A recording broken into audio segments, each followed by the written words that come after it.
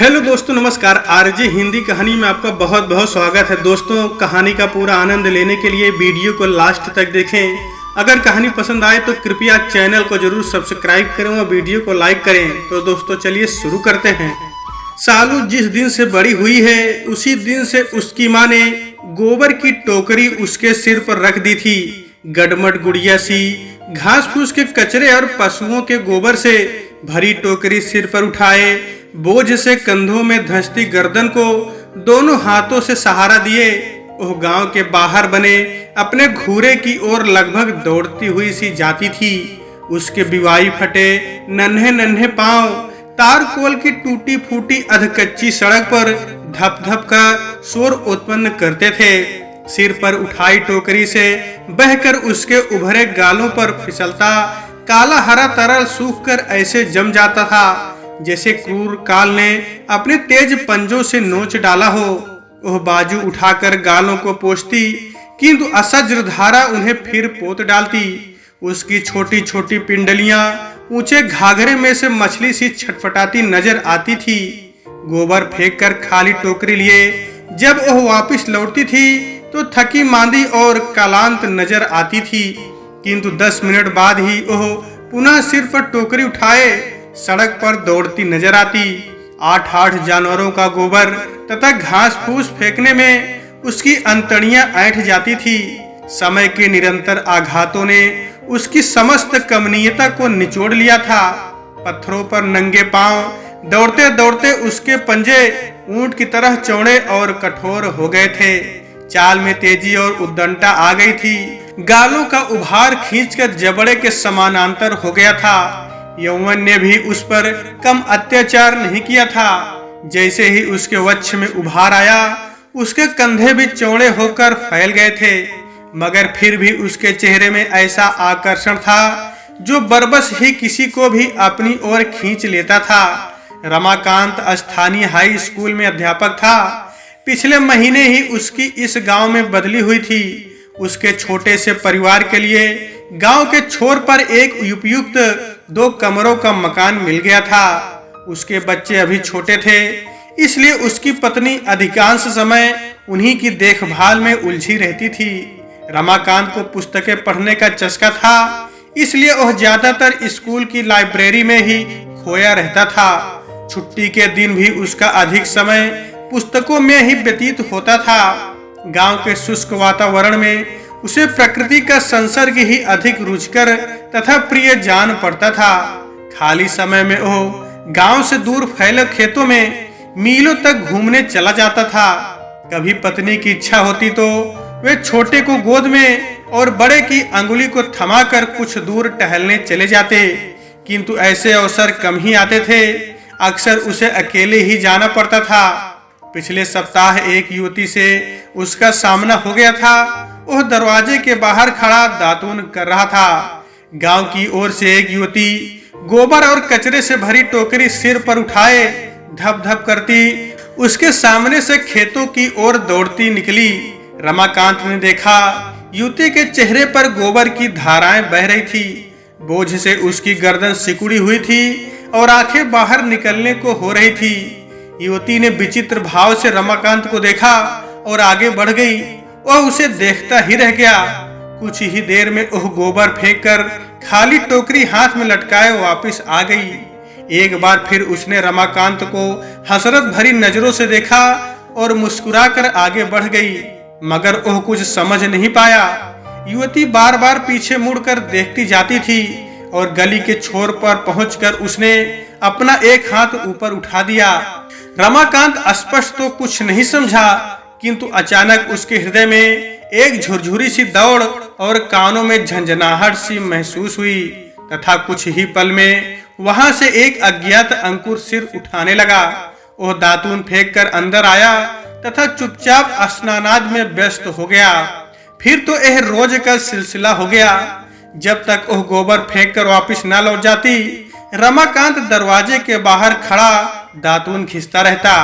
आते जाते लोग मास्टर जी को नमस्ते करते और आगे बढ़ जाते।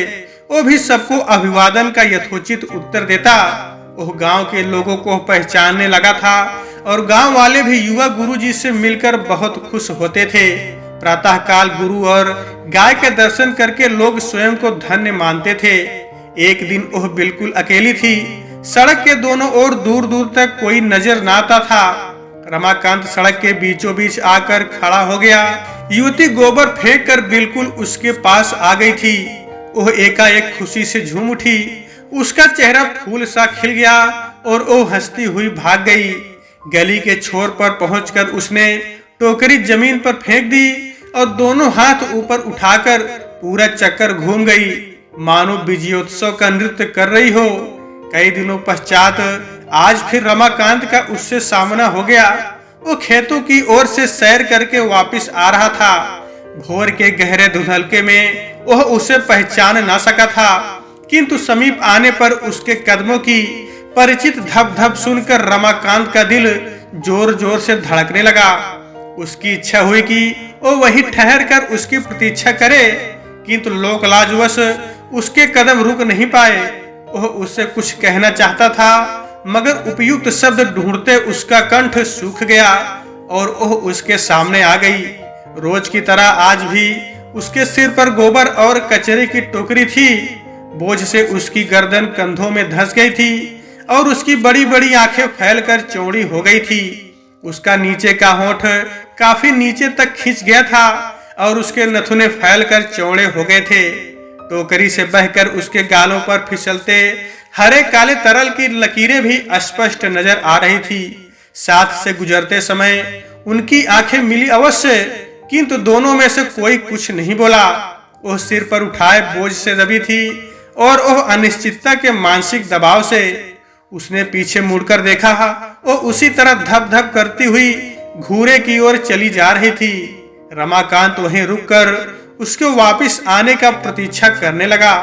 कुछ ही क्षणों में वह कचरा फेंककर खाली टोकरी हाथ में लटकाए वापस आ गई। उसके होठों पर मुस्कुराहट और आंखों में जिज्ञासा नजर आ रही थी। आप मुझसे क्या चाहते हो? पास आकर वह बोली। मैं तुमसे कुछ नहीं चाहता, उसने हड़बड़ाहट में कहा। तुमने देखा होगा मेरे घर में सुंदर बीबी है, बच्चे हैं, अच्छी स्कूल की नौकरी है। मेरे पीछे भी किसी चीज की कोई कमी नहीं है, लेकिन तुम्हें रोज आते जाते मुस्कुराकर गुजरते देखकर तुमसे बात करने की इच्छा हो गई। कैसी बात? कोई भी। कैसी? तुम्हारे बारे में, मेरे बारे में, हम दोनों के बारे में। कभी अकेले में मिलो ना। अकेले में कहाँ? कहीं भी, खेत में, पहाड़ पर, मेरे घर आ जाओ। वह बोली। घर में तुम्हारे माता पिता होंगे, उसने कहा, और वह कुछ बोले उससे पहले ही वह फिर बोला। देखो, बुरा नहीं मानना, मुझे तुमसे कुछ नहीं चाहिए, लेकिन जब तुम हसरत भरी नजरों से मुझे देखती हो तो मुझे लगता है जैसे तुम मुझसे कुछ कहना चाहती हो। अगर तुम्हारे मन में कोई बात है तो साफ साफ बताओ, मैं तुम्हारी मदद करूंगा। कैसी मदद? कुछ भी। सच? तुम बुरा तो नहीं मान रही हो? नहीं, सच कहूं, आपकी तरफ से मेरा मन बहुत दुखता है।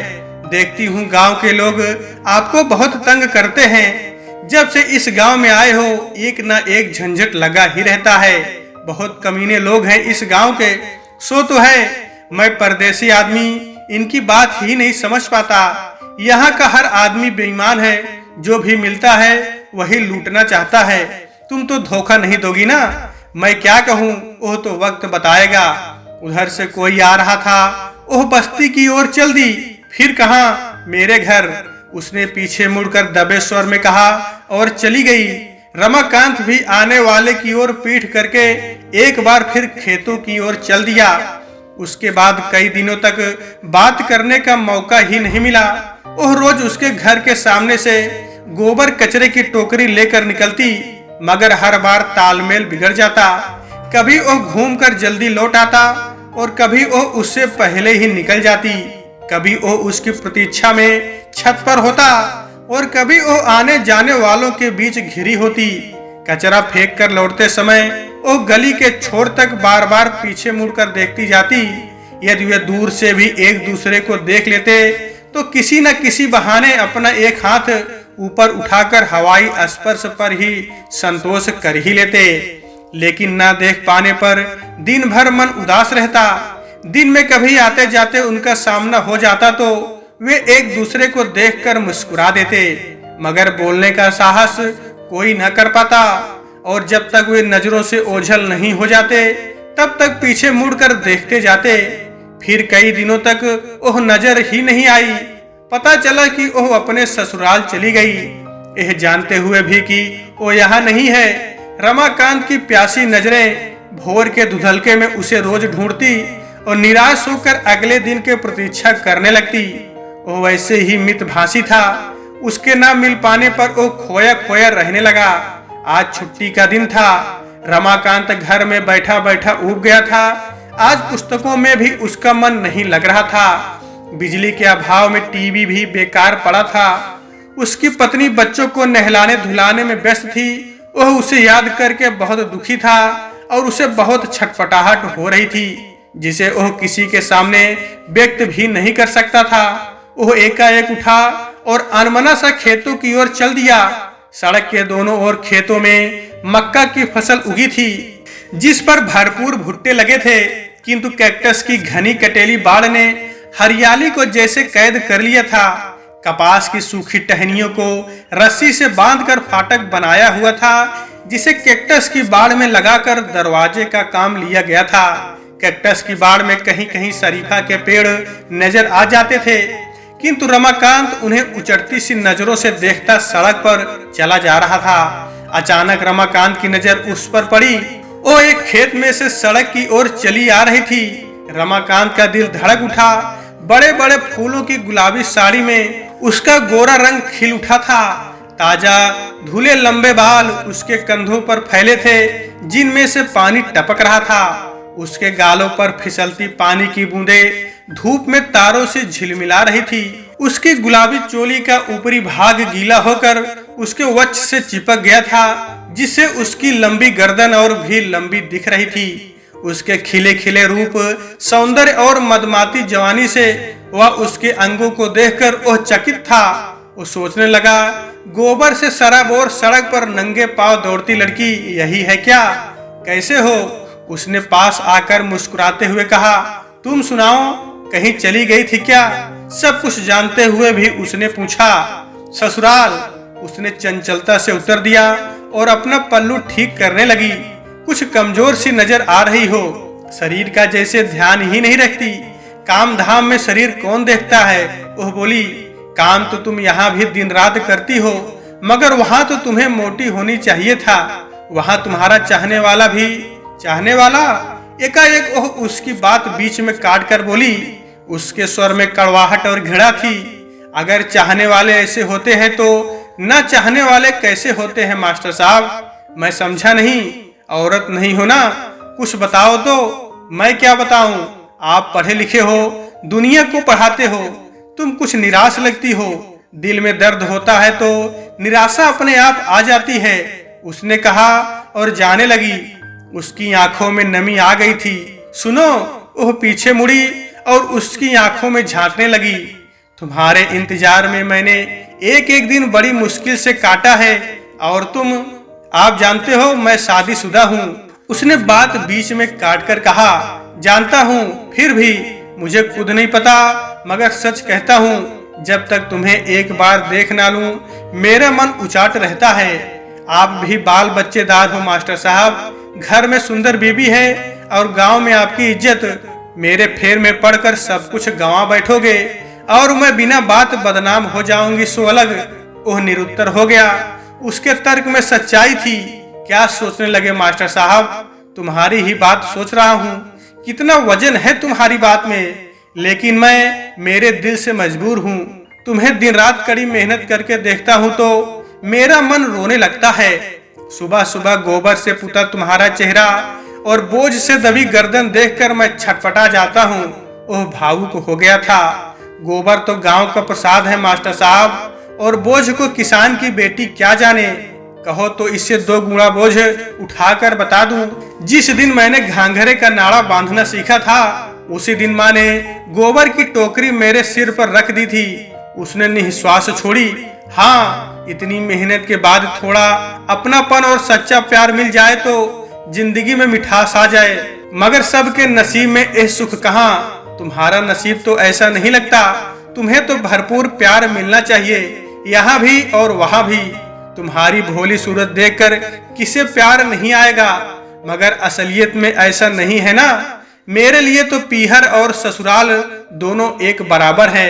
यहाँ रहूं चाहे वहाँ, सुबह तारों की छांव उठकर गोबर मिट्टी से जूझना शुरू करती हूँ और देर रात सोता पड़े तक हाथ पेरती रहती हूँ, मगर फिर भी मुझसे किसी को प्यार नहीं है। यहाँ भी दुत्कार और वहाँ भी। उसका गला भर आया था, मगर ऐसा क्यों? क्या कसूर किया है तुमने? मेरा कसूर, मेरा सबसे बड़ा कसूर मेरा गोरा रंग है। ये बड़ी बड़ी काली आंखें और लंबी पतली गर्दन मेरी सबसे बड़ी दुश्मन है। तुम्हारा सुंदर रंग रूप तुम्हारा दुश्मन नहीं, यह ईश्वर का वरदान है। तुम्हें तो आंखों में छुपा कर रखना चाहिए। ऐसी आंखों वाला सबको कहाँ मिलता है मास्टर साहब। सच कहूँ आप सुन नहीं पाएंगे। वो अपनी कमजोरी छिपाने के लिए मुझे पीटता है। खुद किसी लायक नहीं है, ना मेरे काम का ना घर वालों के काम का। मर्द के नाम पर धब्बा है, खुद दारू पीकर पड़ जाता है और मुझे अपने दोस्तों के ओह रोने लगी थी। यह तो बड़ा अन्याय है। इससे भी बड़ा अन्याय तो यहाँ होता है मेरे साथ। मैं दिल पर पत्थर रखकर अपने दर्द को दबाना चाहती हूँ, मगर आप जैसा कोई मेहरबान उसे हिला देता है और मैं जाल में फंसी मछली सी छटपटा कर रह जाती हूँ। इधर लोक लाज और घर वालों का डर और उधर दिल में चुभी फांस।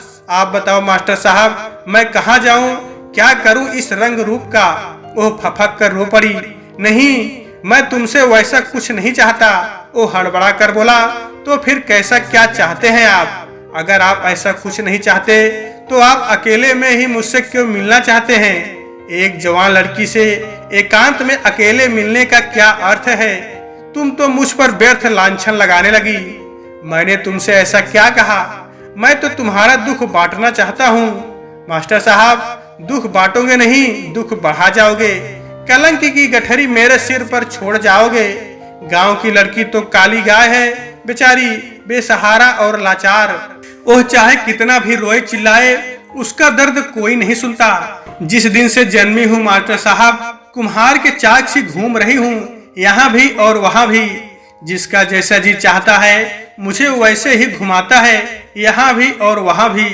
कोई घड़ा बनाना चाहता है तो कोई ढक्कन। माँ बाप भी मुझे ही दोष देते हैं। रोज रोज की मार और जिल्लत ने मेरे मन का सारा रस सोख लिया है।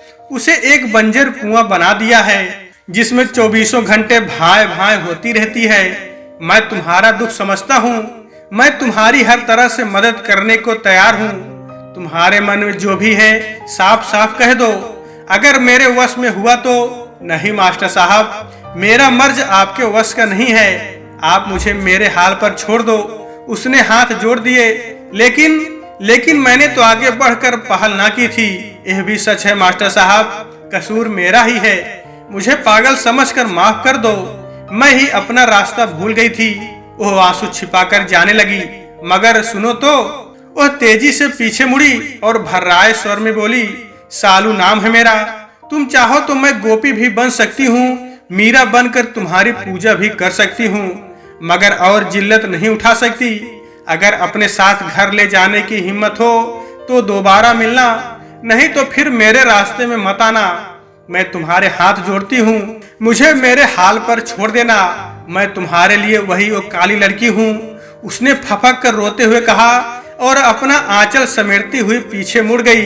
रमाकांत चेतना शून्य सा खड़ा उसे देखता रह गया, मगर आज सालू ने न पीछे मुड़कर देखा और न उसने अपना हाथ ही ऊपर उठाया। तो दोस्तों, आज के वीडियो में बस इतना ही। कहानी आपको कैसी लगी कमेंट बॉक्स में जरूर बताइएगा।